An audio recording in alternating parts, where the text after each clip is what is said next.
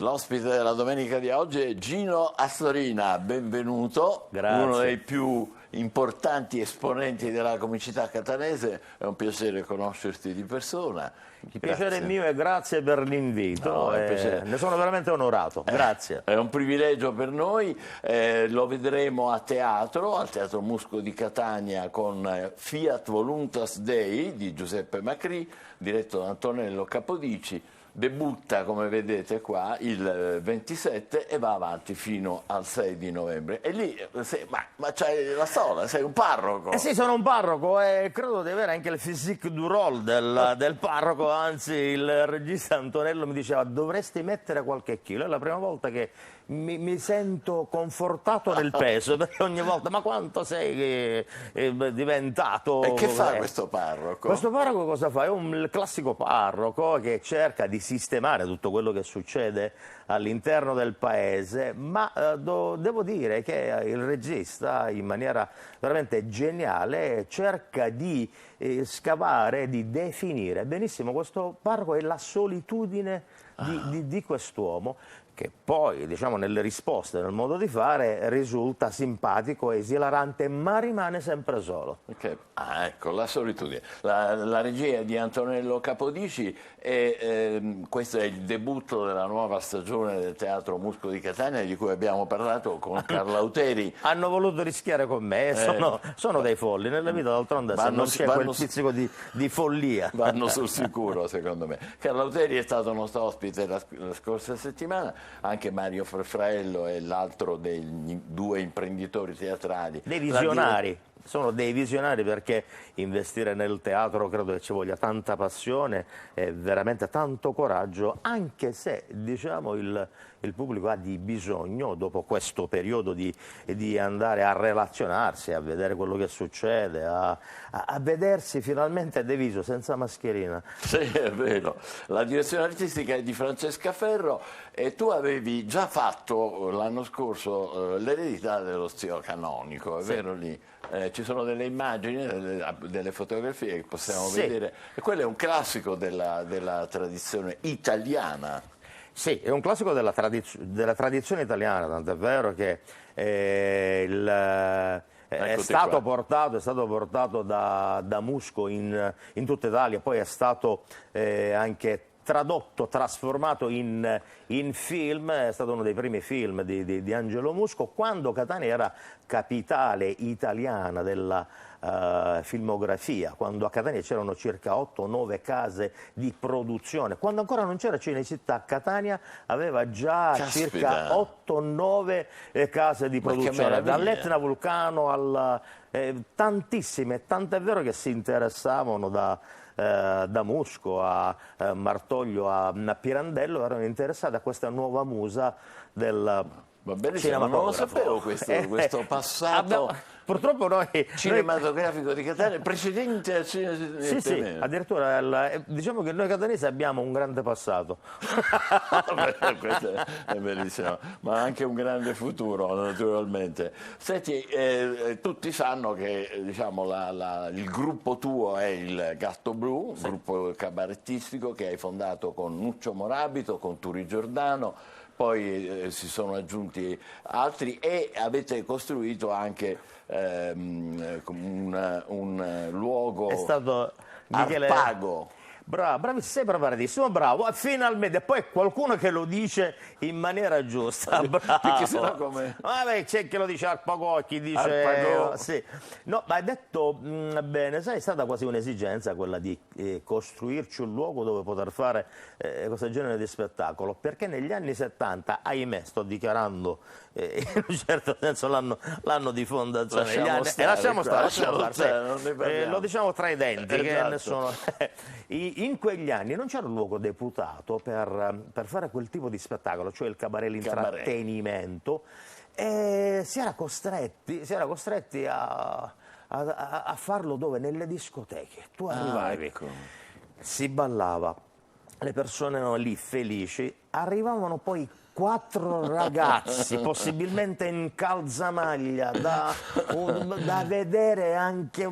Aspetta, speriamo... proviamo a vederla, vediamo se è questa la situazione che stai descrivendo. No, speriamo di no. Zafferana 2017, questo è più recente. No, già eravamo più grandi. Noi passiamo con rosso, con giallo, tanto con vitti. Non dicono, anduta sulla becca, arriva e da, che va a fare? Io in scena, io aspettavo qualche giorno, poi visto che a Regina non si faceva sentire. Si telefonava a Carlo, c'era quell'appuntamento e se ne va a giocare a polo. A Camilla tengono solo per passare e farci pigliare aria e cappellini. Dico, mi ne vai. E mi ritornai all'aeroporto. Battere una voce vuota, però... si possono percorrere 300 metri in 3 ore perché sei fermato dai semafori e questo, in questo caso, Luciano Messina è l'unico lavavetri a non essere extracomunitario. Certo. Lui è autoctono sì. E dicevo, è l'unica possibilità che io ho fatto finta di venire con una barca. Così mi hanno dato un sussidio, avevo delle carie, mi hanno curato anche le carie e ora sono qui a fare l'extra... Cioè, l'extracomunitario. Al contrario. Al contrario. Fantastico. Senti, racconta la Sala Arpago allora. Ma la Sala Arpago è, diciamo, il luogo dove noi, in un certo senso, abbiamo Via Vittorio Emanuele, giusto? Bravissimo, sì, preparatissimo, Vittorio Emanuele al numero 67, un vecchio capannone che abbiamo noi ristrutturato, abbiamo messo a lucido per accogliere, perché la cosa importante, noi non abbiamo mai pensato di avere degli spettatori, ma degli amici che vengono a seguire, perché il cabaret, soprattutto nel cabaret, non ci deve essere la quarta parete. La devi abbattere, la quarta parete deve avere quasi un rapporto osmotico con... Osmotico, Bella, no, allora, devo essere sincero, Michele, siccome mi hanno detto, Gino, vai da un presentatore eccezionale, da un giornalista, ad un certo livello, ma raccomando, qualche parola bella. Io mi sono preparato... È difficile. Ma invece mi ero preparato osmotico, non so che significa, però ci sta però. Ci sta benissimo. Ma in catanese com'è la situazione? Il fatto, a domanda risponde, caliscia che uno si mette a tu per tu, perché dico questo? Perché c'è la bellezza della reazione del pubblico e l'evoluzione dell'opera dei pupi. Nel senso, ecco, quando c'era Orlando che dice con un colpo di spada ammazzò 100 soldati, Rossa era un angelo cala, e allora va bene, uno cominciava con un colpo di spada 50, fino a quando arrivava con un colpo di spada ha ferito una persona, va bene, e avanti.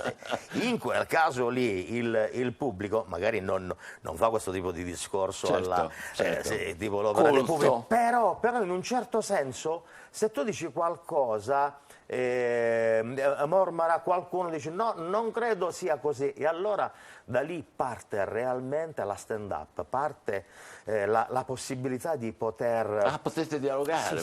di dialogare e di fare immediatamente l'improvvisazione, che poi è la cosa, la parola regina del cabaret, l'improvvisazione. Quando tu succede qualche cosa e allora non ti fermi, fai sì, appunto, che non ci sia più quella quarta parete, ma che il pubblico è qui. Michele, io ti ringrazio, mi hai dato un assist. Non mi dire un'altra... No, mi ha dato quell'assist. E qui nasce la parola osmotica, perché tu dai qualcosa e il pubblico ti ricambia. Finalmente abbiamo capito che significato. L'Officina Gatto l'abbiamo visto già, Officina Gatto Blu. L'Officina del Gatto Blu è un misto tra diciamo, fra la musica, e Catania è una città musicale, quanto mai musicale. Come no? Abbiamo avuto e abbiamo tuttora dei musicisti eccezionali. Io ne ho tolto uno dalla strada, ne ho tolto uno dalla professione d'avvocato, l'ho preso, si chiama Francesco Turrisi, insieme al suo complesso Franzuele Coccinelle. Ecco, qua siete insieme? Sì, siamo insieme, Francesco, all'interno delle officine. Perché le chiamiamo le officine del Gatto Blu? Perché lì realmente, infatti, sto cercando di reclutare anche qualche tuo giornalista. Ecco, perché? Anzi, è un invito che ti do direttamente, a breve mano, neanche qui, De Viso. Mamma mia, quante parole belle stai dicendo, mi stai preoccupando. Ma ancora che è lo studio che mi porta... È la tua cultura. No, è la tua cultura. No, sempre perché tra una canzone e l'altra, se c'è qualcuno che ha da dire qualche cosa, e in quel caso lì non rimane fermo e seduto, si alza e noi diamo lo sgabello e il microfono per 3 minuti, 5 minuti. E lo fanno? Sì, sì. E la cosa bella è questa, perché lo fanno chi denuncia, ad esempio, una cosa stranissima, il traffico a Catania. C'è chi addirittura ha parlato che c'è, non so, spazzatura a Catania. No. Io ti giuro, Michele, io sono andato in giro a vedere e ho detto, ragazzi, non dite bugie perché non è assolutamente non vero. È così, no? Non è così, non è così. C'è addirittura chi dice, e questa è una cosa che io non sopporto, che a Catania quando piove c'è la possibilità che le strade si allaghino. Non è vero, non è vero. Sono delle cose che queste non si dicono queste cose. E alle officine purtroppo c'è qualcuno che le dice. E si commentano. E tu come le commenti? Io come le commento? È del tipo che siamo lì veramente a dire quali sono le soluzioni o meno, le strade alternative. E c'è chi mi dice, ah, però è bello in fondo scendere da Via Etnea in canoa, si arriva prima. In canoa? No, anche perché il catanese riesce, sempre, diciamo, a stemperare immediatamente. Sì. Tu hai fatto molta televisione anche Sì, da queste parti. Sì, anche da queste parti, anche da queste parti lo studio mio è familiare, lo studio e gli amici. Sì, un po' di televisione l'ho fatta pure. Vediamo qualcosa, dai, cominciamo a vedere qualcosa. Teleionica Zaudellig, come si pronuncia? Mamma mia, allora questa cosa... Zaudellig. Sì, no, hai detto benissimo, Zaudellig. Zaudellig. Perché è... me lo posso sparare un'altra bella parola? Vai. La vado? Sì. Allora, è l'insieme, l'acronimo tra Zaud e Zelig. C'è un presentatore di infimo ordine, in quel caso sarei io, che cerca di gestire malamente un locale e per zittire gli ospiti addirittura deve ricorrere alle maniere forti, deve sparare. Ma ora non si potrebbe fare, infatti hai visto? Sì. Potevano prendere a fuoco, ora non si potrebbe fare perché è stato di un politicamente scorrettissimo, direi. Ma di un politicamente scorretto, però le persone si divertivano. Immagino proprio. Ma però tu che ne pensi del politicamente corretto scorretto? Non pensi che sia anche un po' un'autocensura? Perché mi interessa sapere molte volte sì. Da un punto di vista autorevole, adesso, scusami se ti faccio qualche domanda, sì, però no, sai che cosa? mi piace Secondo me sapere. certe volte è ipocrisia, è pure ipocrisia, cioè che uno si nasconde dietro la correttezza e in realtà non dice quello che pensa. Tu che ne pensi? Io che ne penso? Io ne penso come te, perché se io ad esempio mi mettessi nei tuoi panni, a te ti pare male a dirmi Gino, ma sei bello grosso? No, perché potrebbe essere politicamente scorretto, allora devi cercare... non si può dire. Sei diversamente longilineo, che poi sono delle cose che da piccolino, guarda, da piccolino, io non ero sovrappeso, però da piccolo quelli che avevano qualche chilo in più... ci dicevano ponchio salato, non ho capito neanche chi portava gli occhiali 4 occhi, questo chi era piccolino Nino Nano, ma ragazzi, ma siamo cresciuti lo stesso, esatto. Non c'è stato questo, quello era il bullismo ma sì, che può andare, perché poi diciamo è un vaccino contro il bullismo, ma poi si creavano gruppi, amicizie, solidarietà, per cui era tutto uno scherzo, una cosa. Ora i bambini devono giocare tutti e tutti allo stesso modo. Io mi ricordo quando c'era la scelta nel fare le squadre, a me non sceglievano mai perché ero scasso, non è che io mi rifacevo a telefono non ti azzurro, offendevi, assolutamente, però non mi fanno giocare, e neanche i genitori che vengono anzi, a proposito di questo, ecco. Michele, credimi, a proposito di questo, una volta non lo so cosa è successo in parrocchia, avevamo noi la squadra, credo si fossero ammalati tutti i ragazzi e mi hanno convocato solo a queste condizioni, mi hanno convocato e per la prima volta io potevo giocare in un campo grande, allora ho pregato mio papà, avvicina papà, sai, oggi gioco, papà, avvicina. Bellissimo. Una domenica volevi come adesso, essere ammirato da mio padre, una domenica come questa. Una domenica mio padre arriva, segue tutta la partita, si era alzato, ci feci, lo dico in siciliano, ci feci veleno il pranzo della domenica, non avrebbe potuto giocare a scala 40 con i suoi amici, non avrebbe potuto seguire tutto il calcio minuto per minuto. Mi vede correre, quando finisce la partita io, attraverso la rete che ci divideva, ci disse: papà, che te ne pare? Mio padre, tirando una sigaretta, mi fa: papà, lei c'è mano, non è cosa per te. ma io non è che sono andato in analisi per una cosa del genere, no, ma assolutamente. Succedeva, no? Sì, ma secondo me dovremmo riprendere le sane abitudini di... Senti, ma è vero che a proposito che tu sei anche professore, hai fatto un Ma quale professore? No, laboratorio di contaminazione tra radio, web e televisione. Allora ci devi spiegare come funziona questa cosa. Mi hanno dato la possibilità di poter spiegare all'università ai ragazzi, ho avuto per tanti anni un laboratorio, appunto, era di Talk, parliamone adesso, la contaminazione fra il web, la radio e la televisione. È una cosa positiva, funziona? Sì, una cosa positiva che funziona ed è qualcosa che in un certo senso a noi deve dare la possibilità di capire con quale mezzo noi stiamo comunicando, perché il più delle volte noi quando comunichiamo con il web diciamo: ah, ma perché non ho lo stesso audience di quando parlo in radio, di quando vado in televisione? Perché hanno dei linguaggi completamente diversi, hanno dei ritmi completamente diversi, ma anche lo stesso modo di andare a dare una notizia o dire qualcosa deve essere diverso. E poi le fake news però? Le fake news sono delle cose che ognuno di noi dovrebbe cominciare a capire, perché noi il più delle volte ci fermiamo solamente ai titoli. I titoli è l'esca, è l'amo per poterci far fermare, no? Uno ci crede, e in questo caso ci vogliono i giornalisti bravi come te, come i tuoi giornalisti. Grazie. No, Michele, dico una cosa che è giusta, e in quel caso lì sai che cosa succede? C'è la grande possibilità di avere la fidelizzazione, in quel caso sì. Sì. Perché dice: io mi seguo il telegiornale di Antenna Sicilia perché so che non mi danno delle fake news, io non vado a digitare perché quella notizia della volta scorsa era falsa. C'è anche la fidelizzazione ed è importantissimo. E l'influencer come? Ma beh, l'influencer sono figurati, lì hanno un mondo veramente a parte. Loro hanno un mondo a parte perché gli influencer giocano tantissimo anche permettimi di dire questo, Michele, magari se c'è qualche influencer in ascolto, vanno a puntare su un QI, diciamo, non altissimo, di persone che amano farsi, in un certo senso, non dico plagiare, ma di seguire quello che gli altri gli dicono di fare. Una bella ragazza, sì, una bella ragazza, sì, bel ragazzo, anche un bel ragazzo, un palestrato, qualcosa che ti può dare.